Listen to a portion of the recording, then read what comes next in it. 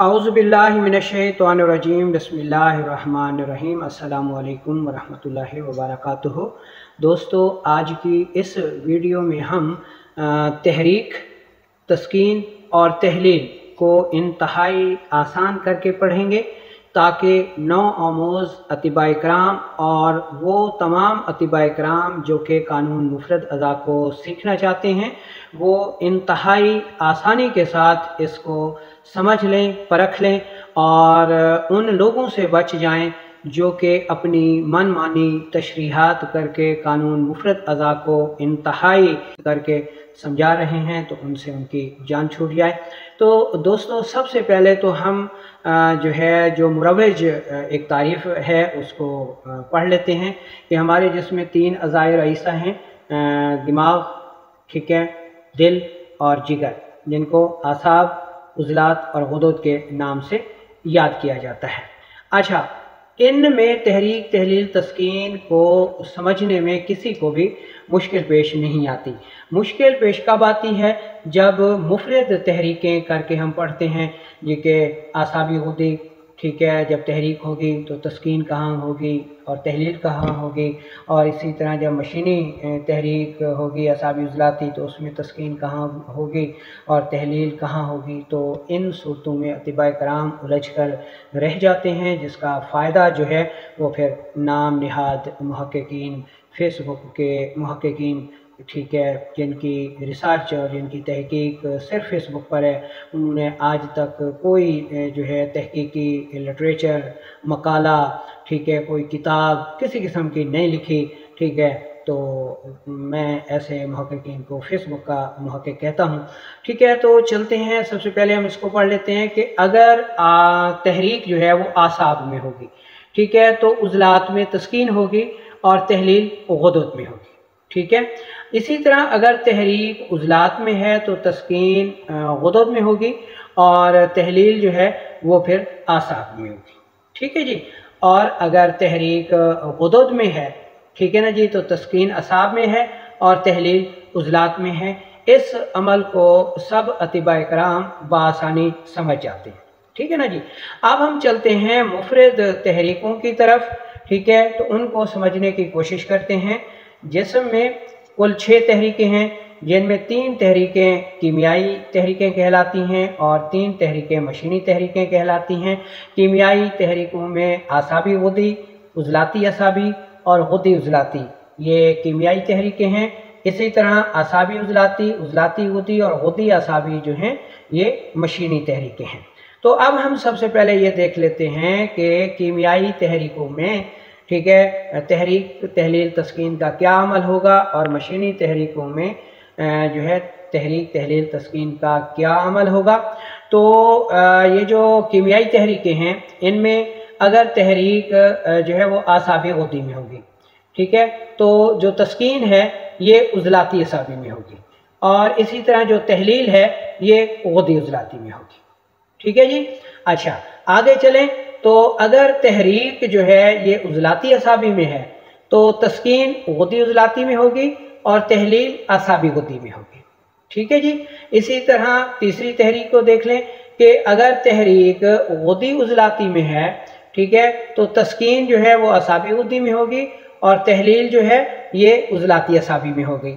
तो ये हो गई कीमियावी तहरीकों की बात। अब चलते हैं और हम देख लेते हैं मशीनी तहरीकों की बात, ठीक है। मशीनी तहरीकें 3 हैं, आसाबी उज़लाती, उज़लाती गुदी और गुदी आसाबी, ये मशीनी तहरीकें हैं। अच्छा, अगर तहरीक आसाबी उज़लाती में है तो तस्कीन उज़लाती गुदी में होगी और तहलील जो है ये गुदी आसाबी में होगी।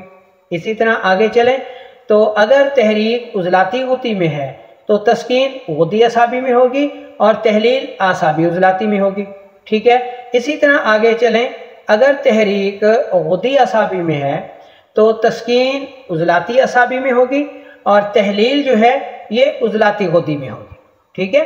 तो उम्मीद है कि यहाँ तक आपको बात समझ में आ गई होगी।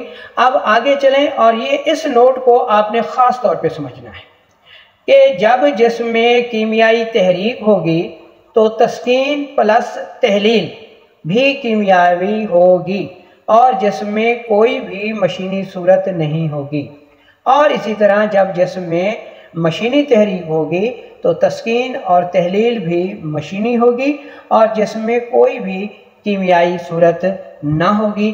یعنی اگر جسم میں کیمیائی تحریک ہے تو تسکین اور تحلیل بھی کیمیاوی ہے، اور اگر جسم میں مشینی تحریک ہے تو تحلیل اور تسکین بھی مشینی ہوگی.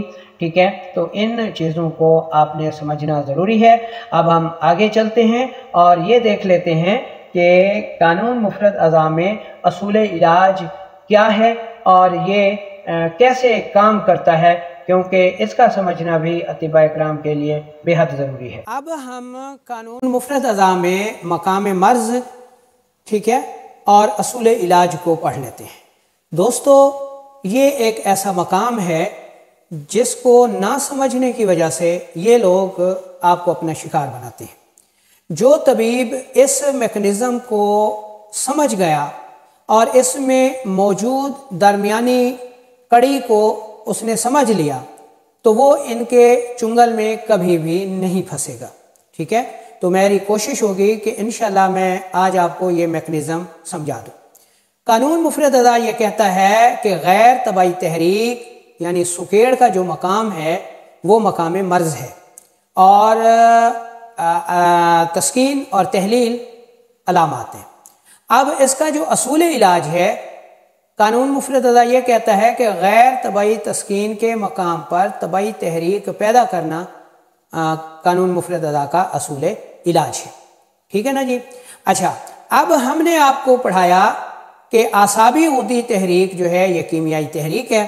ٹھیک ہے، اور اس میں جو تسکین ہوتی ہے وہ ہوتی ہے عضلاتی اعصابی مقام پر، اور جو تحلیل ہوتی ہے وہ ہوتی ہے غدی عضلاتی مقام پر.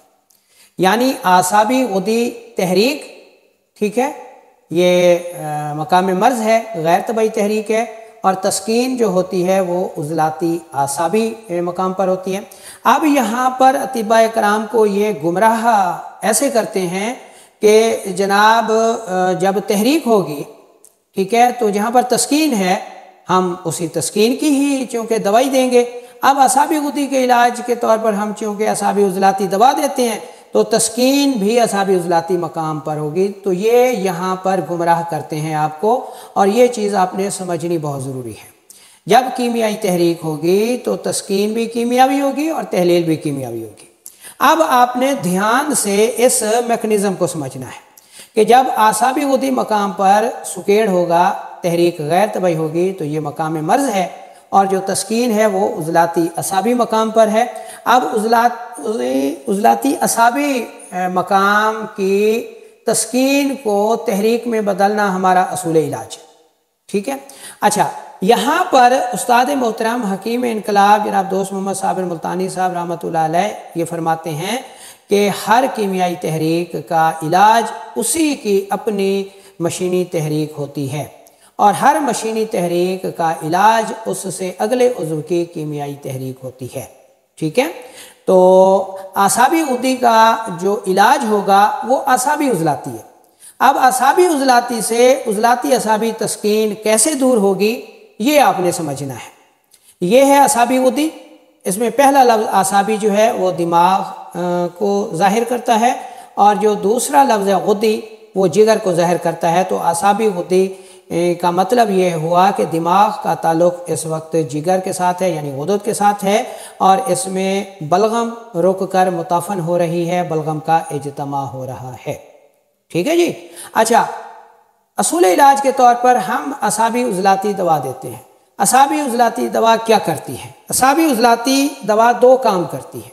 پہلے نمبر پر تو یہ اعصابی عضلاتی دوا، ٹھیک ہے، دماغ کا تعلق جو ہے وہ جگر سے ختم کر کے عضلات سے جوڑ دیتی ہے. ٹھیک ہے نا جی. یعنی یہ کیمیائی تحریک جو تھی اس میں اعصاب کا تعلق جگر کے ساتھ تھا، بلغم رک کر متفن ہو رہی تھی. جب ہم نے اعصابی عضلاتی دوا دی تو اعصابی عضلاتی دوا سے اعصاب یعنی دماغ کا تعلق قلب سے جڑ گیا، جگر سے کٹ گیا. ٹھیک ہے نا جی. تو اعصابی عضلاتی نے پہلا کام یہ کیا کہ دماغ کا تعلق جگر سے کٹ کر کے قلب و عضلات سے جوڑ دیا. جب یہ تعلق اعصاب کا عضلات سے جڑ گیا ٹھیک ہے، تو عضلات میں تحریک آنا شروع ہو گئی، یعنی یہ اعصابی غدی تھی، اس میں دماغ و اعصاب کا تعلق جگر و غدوں سے تھا۔ جب ہم نے اعصابی عضلاتی دوا دی تو دماغ و اعصاب کا تعلق قلب و عضلات سے جڑ گیا، ٹھیک ہے۔ جب دماغ کا تعلق قلب سے جڑا تو قلب میں یعنی عضلاتی اعصابی تحریک میں جو تسکین تھی یہ دور ہونا شروع ہو گئی۔ پہلے تو دماغ کا تعلق جگر سے تھا، ٹھیک ہے، تو قلب و عضلات میں تسکین تھی۔ اعصابی عضلاتی دوا سے دماغ کا جو تعلق تھا وہ قلب و عضلات سے جڑ گیا، اور جب اعصاب کا تعلق قلب و عضلات سے جڑا تو تحریک جو ہے وہ عضلات میں آنا شروع ہو گئی۔ اب جیسے جیسے یہ تحریک آگے بڑھے گی عضلاتی اعصابی تسکین جو ہے وہ تحریک میں بدلتی جائے گی۔ جب عضلاتی اعصابی تسکین مکمل طور پر تحریک میں بدل جائے گی تو یہ جو اعصابی غدی تھی یعنی یہاں پر جو سوزش تھی وہ دور ہو جائے گی، اور ہر قسم کے جو اعصابی غدی امراض تھے وہ ختم ہو جائیں گے۔ تو اب آپ کو یہ سمجھ میں آ گیا ہوگا کہ اعصابی غدی میں جو تحریک تھی تو تسکین عضلاتی اعصابی میں تھی، تو عضلاتی اعصابی تسکین کیسے ختم ہوئی؟ جب ہم نے اعصابی عضلاتی دوا دی، اعصابی عضلاتی دوا نے اعصاب و دماغ کا تعلق جگر سے ختم کر کے قلب و عضلات سے جوڑ دیا، ٹھیک ہے، یعنی یہاں سے اس نے یہ ختم کر دیا اور یہاں سے اس نے تعلق جوڑ دیا، ٹھیک ہے۔ تو جیسے ہی دماغ کا تعلق قلب و عضلات سے جڑا تحریک عضلات میں آنا شروع ہو گئی۔ جیسے ہی تحریک عضلات میں آنا شروع ہوئی عضلاتی اعصابی تسکین دور ہونا شروع ہو گئی، اور جب عضلاتی اعصابی تسکین دور ہو گئی اور یہاں پر تحریک پوری ہو گئی تو دماغ و اعصاب کی یعنی اعصابی غدی میں جو سوزش تھی، جو امراض تھے وہ ختم ہو گئے۔ تو امید ہے کہ آپ کو یہ میکانزم سمجھ میں آ گیا ہوگا۔ تو اس کے متعلق آپ کا جو بھی سوال ہو آپ پوچھ سکتے ہیں۔